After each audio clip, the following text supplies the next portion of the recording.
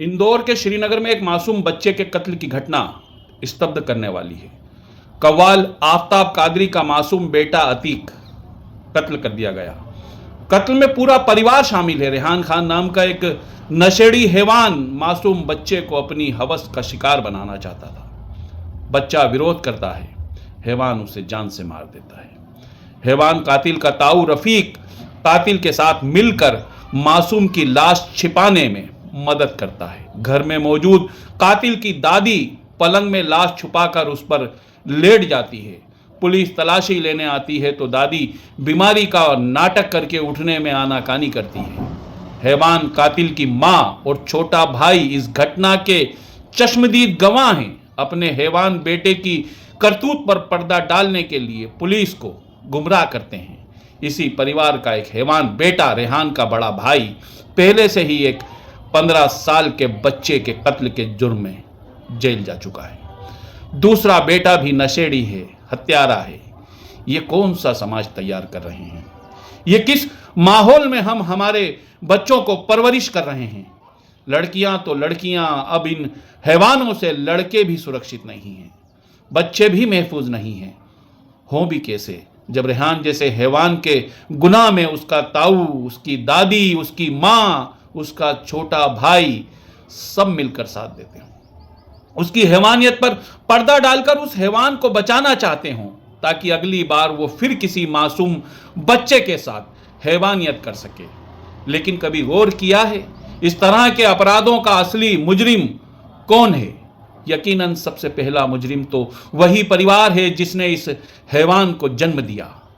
अगर बच्चे पालने और संभालने की ताकत नहीं थी, उन्हें अच्छे माहौल में परवरिश देकर सभ्य नागरिक बनाने की हैसियत नहीं थी, तो बच्चे पैदा ही क्यों किए? तुमने अपने मजे के लिए ये 2 पैर के जानवर पैदा करके समाज में छोड़ दिए जो इस समाज को नासूर बनकर डस रहे हैं, मासूमों की जान ले रहे हैं, समाज को लहूलुहान कर रहे हैं। यकीनन परिवार का गुनाह माफ नहीं किया जा सकता। इस हैवान के गुनाह में शामिल उसकी मां, उसके ताऊ और उसकी दादी को भी हत्या का मुजरिम बनाया जाना चाहिए। फास्ट ट्रैक कोर्ट में मुकदमा चलना चाहिए, इन्हें फांसी होनी चाहिए। लेकिन इस तरह के मामले में सिर्फ परिवार को दोष देकर पल्ला नहीं झाड़ना चाहिए। कॉलोनी के लोग खामोश क्यों थे? चुनाव में इलाके को चमन बनाने का दावा करने वाले जनप्रतिनिधि कहां थे? पार्षद, विधायक और उनके सफेद पोश प्रतिनिधि कहां थे? चुनाव में बस्ती के वोटों का थोकबंद सौदा करने वाले चुनावी चौधरी मुंह में दही जमाकर क्यों बैठे थे? और जिम्मेदार तो वो अपने मजहबी रहनुमा भी हैं जो मस्जिद में मेंबरों से जन्नत दोजख के प्लाट मकान देते हैं, जो मस्जिदों के मेंबरों से मरने के बाद वाली दुनिया यानी आखिरत को सुधारने का संदेश देते हैं। वो इस मौजूदा दुनिया में भी सभ्य समाज के लिए जरूरी बातें क्यों नहीं बताते? समाज में फैली बुराइयों पर भी तो बोला जा सकता है, नशे के खिलाफ भी तो तकरीर की जा सकती है। वहाबी से रिश्ता ना रखो, सलाम दुआ ना करो, रोटी बेटी का व्यवहार ना करो, ये कहने वाले मौलवियों ने कभी मस्जिद के मेंबर से ये क्यों नहीं कहा कि नशेड़ी हैवान कातिल परिवार का सामाजिक बॉयकॉट कीजिए, इनसे वास्ता ना रखिए? बरेलवी मुशरिक में बुतपरस्त हैं, बिद्दती हैं, इनके साथ रहने से ईमान खराब हो जाएगा, ये बोलने वाले मुल्लाओं ने कभी ये क्यों नहीं कहा? कभी ये क्यों नहीं बोला कि रेहान जैसे हैवान परिवार के साथ रहने से समाज खराब हो जाएगा? इनको बस्ती से हटाइए, सुधार ना होने तक इनसे वास्ता मत रखिए, इनको पारिवारिक आयोजनों में मत बुलाइए, इनके पारिवारिक आयोजनों में मत जाइए। लोग बता रहे हैं जिस इमारत में, जिस श्रीदेवी अपार्टमेंट नाम की मल्टी में यह घटना हुई है, वहां आपराधिक तत्वों का जमावड़ा रहता था, नशे का कारोबार होता था, अपराधी रोज जमा होते थे। पुलिस को शिकायतें भी हुई हैं, लेकिन कोई कार्रवाई नहीं की गई या कोई ठोस कदम नहीं उठाया गया। तो गुनाहगार तो पुलिस भी है जो शिकायत के बावजूद कार्रवाई नहीं करती। लेकिन पुलिस कार्रवाई नहीं करती ये बोलकर भी पल्ला नहीं झाड़ा जा सकता। माना कि पुलिस उदासीन थी, लेकिन शिकायत किसने की, किसे की, किस तरह से की, यह भी मायने रखता है। अगर किसी का कोई निजी मसला होता है या कॉलोनी की कोई समस्या होती है और पुलिस कार्रवाई नहीं कर रही है, ये बोलकर खामोश तो नहीं हो जाते हो। कॉलोनी में गटर नाली की समस्या पर पार्षद, विधायक, सांसद का दरवाजा नहीं खटखटाते हो। अधिकारियों को भैया, दीदी, विधायक, सांसद से फोन नहीं लगवाते हो।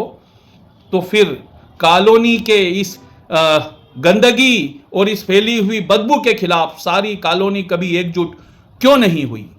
क्यों कभी सामूहिक रूप से शासन प्रशासन पर इस गंदगी को खत्म करने का दबाव नहीं डाला गया? हमें क्या करना? इन गुंडों से कौन मुंह लगे? हमारा ये काम नहीं है, हमारा बच्चा इन सबसे दूर है, हमारे पास वक्त नहीं है, यही सोचकर हम इलाके की गंदगी से मुंह मोड़ लेते हैं, जिम्मेदारी से हाथ झटक लेते हैं। दरअसल हम सब मुर्दा जमीर हो चुके हैं। हमने अपनी कायरता को शराफत के लबादे में छुपा लिया है। लेकिन ये मत भूलो कि अगर बस्ती में आग लगेगी तो आपका घर भी महफूज नहीं रहेगा, जैसे आफ्ताब कादरी का घर महफूज नहीं बचा। अब भी वक्त है, समझ जाइए। सिर्फ गटर नाली की बदबू को समस्या मत समझिए, सिर्फ सड़क बिजली के लिए सरकार से शिकायत मत कीजिए। समाज में फैली इस नशे की बदबू के खिलाफ भी आवाज उठाइए, इस नशे की बुराई के खिलाफ भी चीखिए, चिल्लाइए, शोर मचाइए। इससे पहले कि कोई रेहान जैसा नशेड़ी हैवान फिर किसी अतीक जैसे मासूम बच्चे को हमेशा के लिए खामोश कर दे। अगर मेरी बात से इत्तेफाक रखते हो, अगर सच में अपने दिल में किसी मासूम अतीक का दर्द रखते हो, अगर आप सच में समाज में फैलते इस नशे के जहर को रोकना चाहते हो, तो इस वीडियो को भले ही लाइक मत कीजिए, भले ही इस पर कमेंट्स मत कीजिए, लेकिन इसे शेयर कीजिए। जय हिंद।